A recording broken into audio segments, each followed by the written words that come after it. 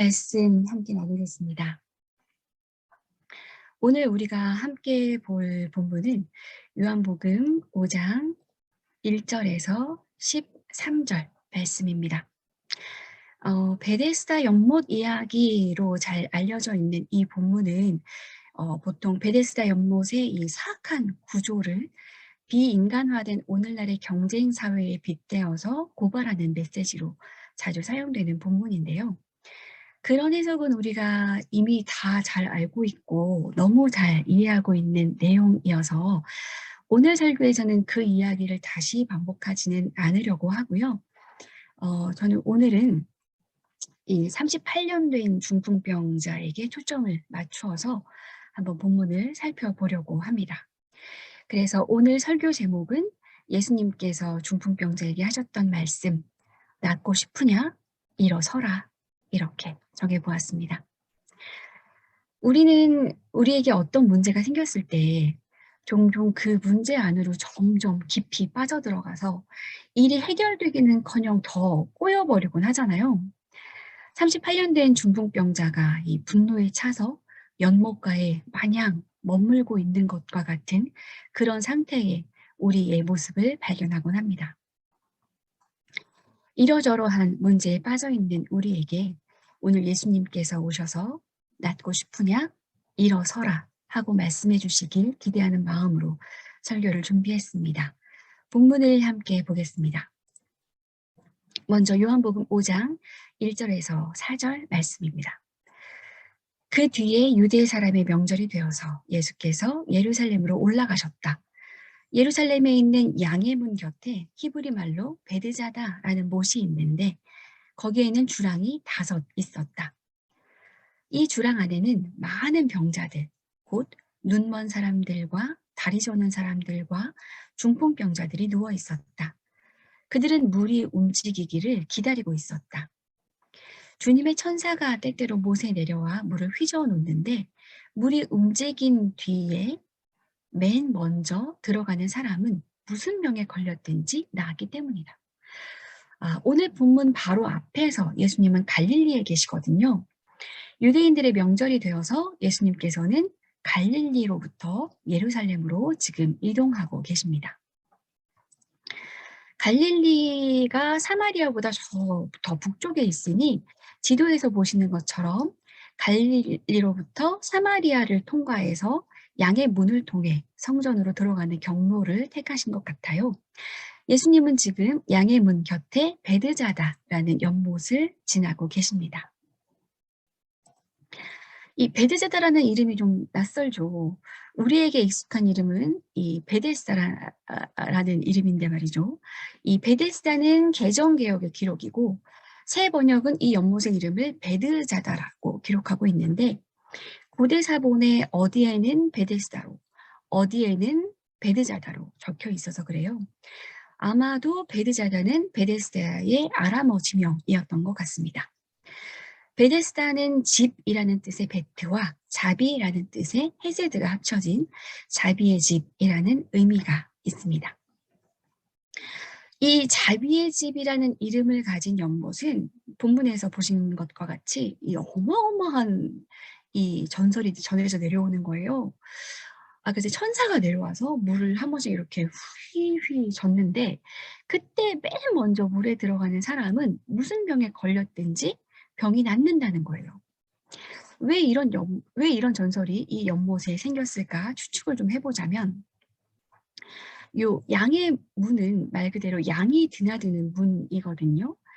성전 제사를 위해서 양들이 엄청 사용되는데 이 양들이 들어오는 문이에요. 그런데 레위기 법에 따르면 제사에 사용되는 동물은 흠이 없어야 하잖아요. 그래서 사람들은 일단 양의 문을 통해서 성전으로 들어가기 전에 문 바로 앞에 있던 이 연못에서 데려온 동물들을 씻기고 이제 회복을 시켰겠죠. 그래서 흠이 있어 보이는 것들이 흠이 없어 보이는 상태로 약간의 변화를 겪었겠죠. 이제 그래야 제사장에게 보였을 때 양들이 적합 판정을 받게 되었으니까 이 연못에서는 그런 일들이 자주 일어났을 겁니다. 그래서 제사에 사용될 양들을 씻기는 이 연못에 대해서 어떤 정화, 정결, 회복 이런 생각들이 점점 발전하다가 사람들의 신화적인 상상력이 더해지면서 오늘 본문에 나오는 이런 전설이 생기게 된 게 아닌가 이런 생각이 듭니다. 그런데 사실 이 연못에서 실제로 누가 병을 고쳤는지는 알 수가 없어요. 요 3절 후반부부터 4절까지 이어지는 그 대괄호 부분 있잖아요. 제가 이 본문을 뒤로 넘겨버렸는데 그 대괄호 부분은 어떤 표시냐 하면 많은 사본들에 누락되어 있어서 아마도 후대에 삽입되었을 것이다 라는 표시거든요. 그러니 이 연못에 대해 성서가 직접 서술하는 것은 이 연못에 병자들이 가득 모여 있었다라는 사실뿐입니다. 눈먼 사람들, 다리 저는 사람들, 중풍병자들, 여러 병자들이 이곳에 가득 모여서 연못가 여기저기 누워 있는 상태입니다. 자, 5절에서 9절입니다. 거기에는 38해 된 병자 한 사람이 있었다. 예수께서 누워있는 그 사람을 보시고 또 이미 오랜 세월을 그렇게 보내고 있는 것을 아시고는 물으셨다. 낫고 싶으냐? 그 병자가 대답하였다. 주님, 물이 움직일 때에 나를 들어서 못에다가 넣어주는 사람이 없습니다. 내가 가는 동안에 남들이 나보다 먼저 못에 들어갑니다. 예수께서 그에게 말씀하셨다. 일어나서 네 자리를 걷어가지고 걸어가거라. 그 사람은 곧 나아서 자리를 걷어가지고 걸어갔다. 그날은 안식일이었다. 오늘 우리의 주인공은 중풍병에 걸린 지 38년이나 된 병자이고요. 이곳에 누워있은 지 오래되었습니다. 그런데 그동안의 세월이 무색하게도 예수님의 치유 과정은 너무나 간단한 거예요. 예수님은 누워있는 그 병자를 보시고는 일단 낫고 싶으냐? 이렇게 물으십니다. 너무 이상하지 않나요, 여러분? 병이 든 지 오래되었고 병 고치려고 연못에서 이렇게 오래 생활하고 있는 사람에게 낫고 싶냐고 물으시다니 이거 너무 당연한 질문을 쓸데없는 질문을 하시는 거 아니에요? 그런데 이어지는 병자의 대답을 보면 예수님이 왜 이렇게 물으셨는지 이해가 됩니다. 낫고 싶으냐는 예수님의 질문에 병자는 네, 낫고 싶어요 이렇게 대답하지 않고 물이 움직일 때 자신을 들어서 못에 넣어주는 사람이 없다고 불평을 합니다. 어쩐 일인지 병자가 가장 원하는 것은 낫는 것이 아니라 물에 가장 먼저 들어가고 싶은 것이 되어버렸습니다. 우리는 종종 이 중풍병자처럼 우리가 정말 원하는 것이 무엇인지를 잊어버리고 그 원하는 것을 위해서 하려고 했던 작은 목표 하나를 붙잡고 거기에 집착하고 그것을 내가 정말 원했던 것으로 착각할 때가 많은 것 같습니다. 이 중풍병자는 처음에는 병이 낫고 싶어서 이곳에 왔겠지만 지금 머릿속에는 온통 가장 먼저 물에 들어가야 한다라는 생각만 가득해서 이 억울함과 섭섭함과 무력감과 분노로 가득 차 있습니다.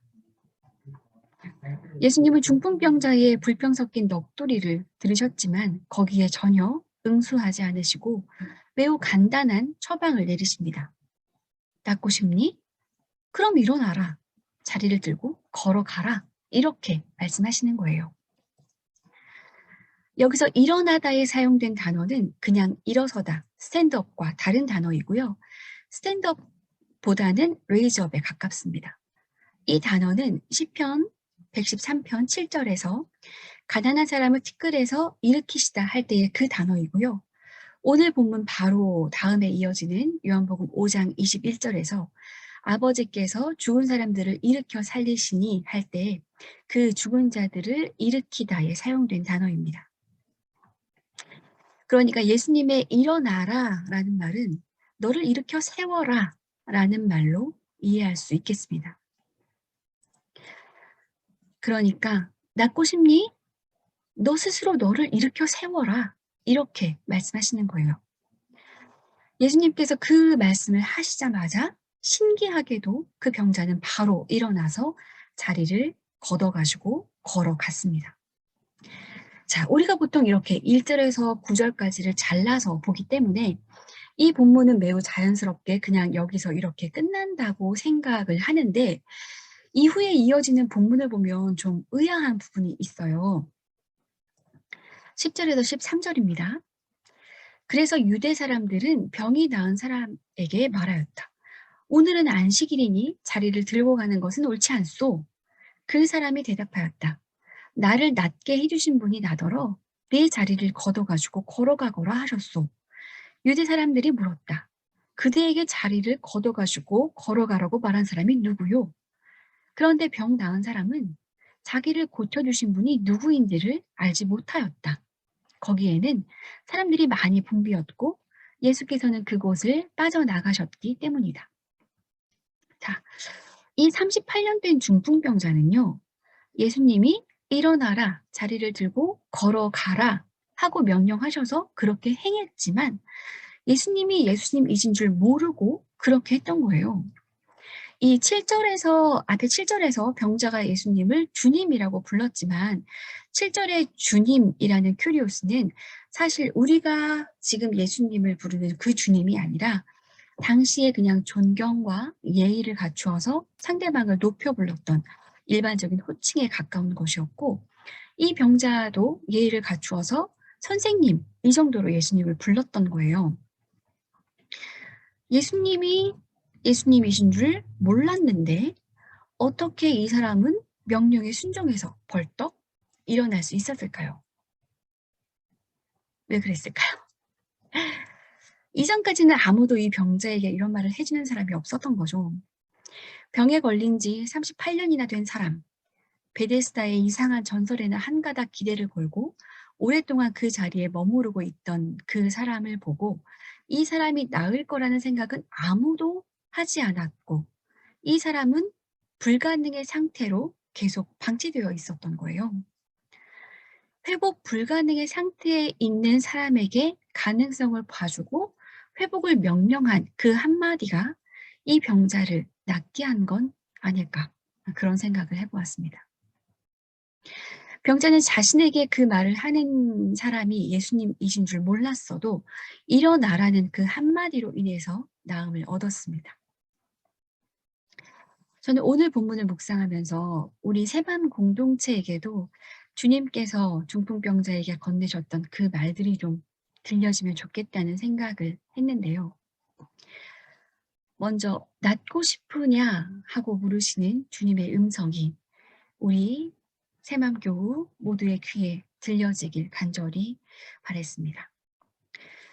병이 낫고자 하는 목적을 잊어버리고 물에 들어가는 것을 자신의 목적으로 착각했던 베데스다의 병자와 같이 행동하지 않게 하시고 우리가 바라는 목표를 혼동하지 않도록 결국 우리가 가야 할 길로 주님께서 우리를 이끌어 주시길 간절히 축원합니다. 대학에 합격하는 것도 취업을 하는 것도 돈을 버는 것도 집을 사는 것도 내가 지지하는 정당이 대선에서 이기는 것도 우리가 소망을 두어야 할 최종 목표가 아닙니다. 우리가 소망을 둬야 하는 것은 생명과 정의와 평화의 일들이 확장되는 것, 그것이고 우리는 그 일에 쓰임을 받아야만 합니다. 그리고 우리에게 일어나라 하고 명령하시는 주님의 음성이 들리게 되길 간절히 축원합니다. 성서는 항상 우리에게 넘어진 자리에서 일어나라 하고 말합니다. 보통 사람들이 끝이라고 생각하는 그 자리를 끝이 아니고 회복의 시작이다 라고 생각하는 것이 성서의 정신입니다. 구약은 나라가 다 망한 다음에 우리가 왜 망했을까? 하나님의 언약의 백성인 우리가 왜 망해야 했지? 하나님이 다른 신보다 약해서 망했을까? 아니지. 우리가 잘못했기 때문에 우리가 하나님의 언약의 백성답게 살지 못했기 때문에 우리가 망한 거구나. 하나님께서 우리를 깨우쳐 주시기 위해서 벌 주시는 거구나. 우리가 다시 하나님께로 돌아가자. 그러면 하나님이 우리를 회복시켜 주실 것이다. 이런 신학적 성찰로부터 나온 것이 바로 구약입니다. 망한 자리에서 스스로를 일으켜 세우고 희망을 말하는 신학이 비로소 그 자리에서 움튼 거예요. 그리고 신약은 어떤가요?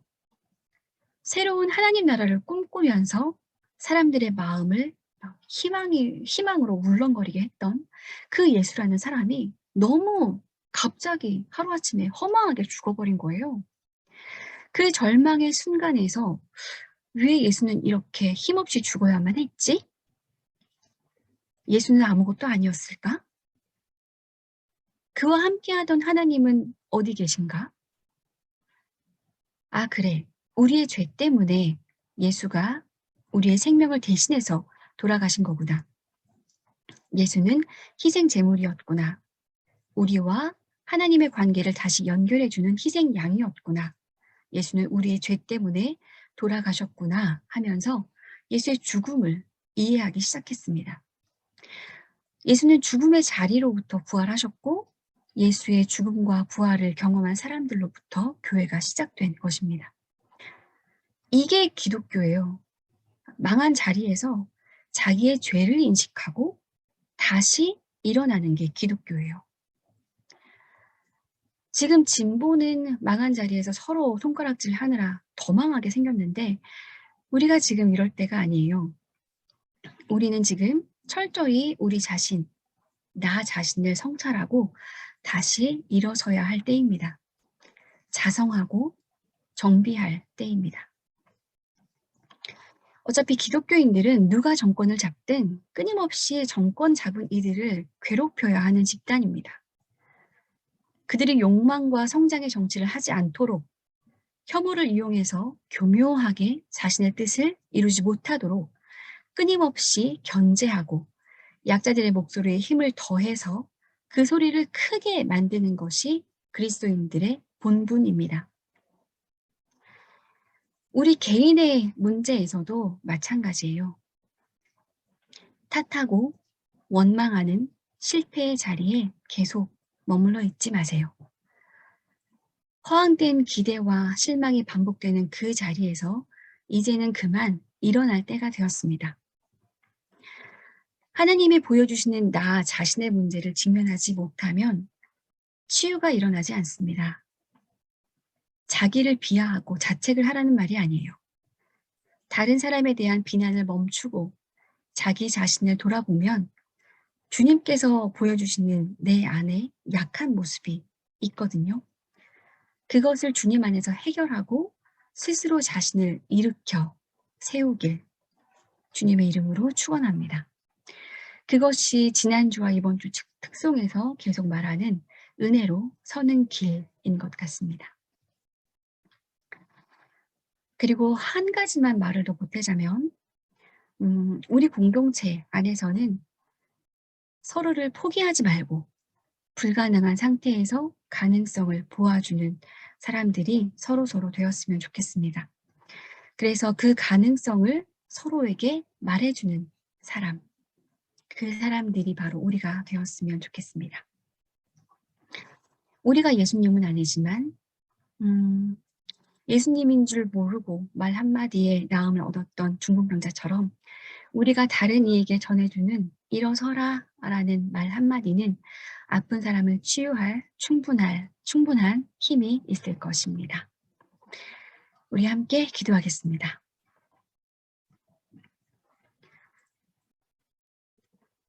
십자가에 달려 죽기까지 저희를 사랑하신 주님, 베데스다 연못가에 모여있는 오래된 병자들과 같은 저희를 제발 불쌍히 여기소서. 저희가 진정으로 바라고 소망할 것이 무엇인지를 정확히 알게 하시고 하나님 나라를 위해 쓰임받는 저희 새맘 교우들 되게 해주시옵소서. 서로를 향해 원망의 말을 쏟아내기보다 일어나라는 격려의 말을 하게 하시고 주님을 대신하여 주님의 사랑을 전하는 새맘 공동체 되게 하소서. 저희 자신의 죄를 볼 수 있는 눈을 허락해 주시고 저희가 발견한 저희의 죄를 주님께서 깨끗이 씻겨 주십시오. 그래서 절망의 자리에서 희망을 만들며 다시 일어날 수 있도록 저희를 도와주십시오. 죽음의 자리에서 다시 부활하신 주 예수님 이름으로 기도드렸습니다. 아멘.